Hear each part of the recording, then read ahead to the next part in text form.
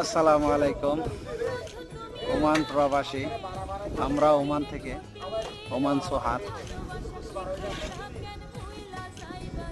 এই যে গরমের প্লাস্টার, কত গরমের মধ্যে প্লাস্টার করতে হইতেছে।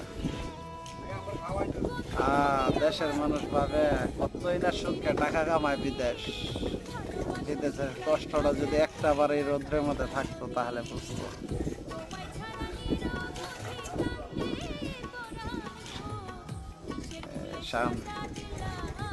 সবাই দোয়া করবেন, সবাই যত সহি সালামতে কাজ কাম করতে পারে, সবার শরীর সুস্থ যখন ভালো থাকে। বাইরে সবার তো দেশে সবকিছু আছে, আমরা প্রবাসে কেউ নাই। আর আমাদের মনের কষ্টগুলো বোঝার মতো কেউ নাই। যাদের মধ্যে চাই কষ্টগুলো ভুলে থাকতে, তারাই কষ্ট দেয়।